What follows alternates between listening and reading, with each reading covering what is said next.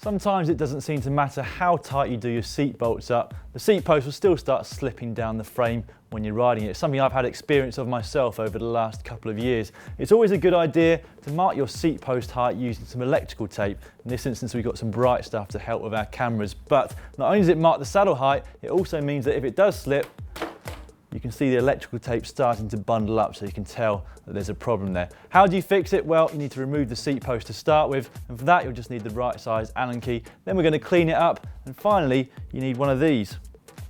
It's got some finish line fibre grip. You can also get some stuff made by Tax. It's basically a carbon fibre bonding material which will help prevent that slippage. So we're going to start by just loosening these two bolts on the seat tube clamp of this Stelvio P3 frame. That way we can take the seat post and the saddle off. Next we're going to take some pretty high quality degreaser to make sure there's no grease on any of the parts, either the seat post or the inside of the frame.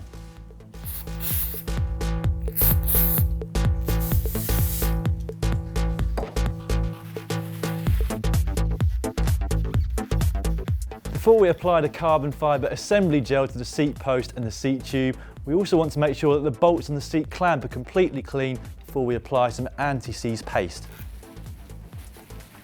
Okay, we're now ready to put the assembly gel on. We're going to start by doing it inside the frame. Just use your little finger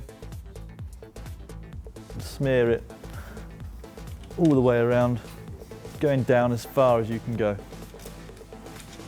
We're also going to apply a small amount to the seat post itself, just to make sure.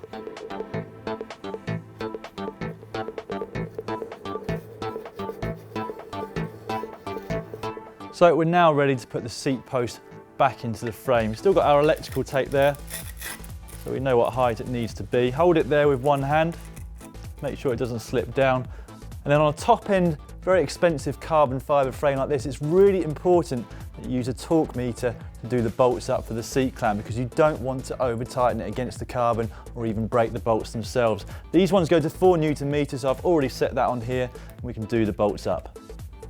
It's really important on these two bolt systems that you make sure that you do each side up evenly. Don't make the mistake of doing one all the way up before you then start on the other one. Anyway, that should be fine now. It worked on my bike at home, which had been slipping for a long time. And that carbon paste also works on any other parts of your bike where you've got carbon against carbon. So if you're riding over cobbles and you find that your handlebars are dropping down, maybe try applying some between the stem and the handlebars, and that should prevent that from happening.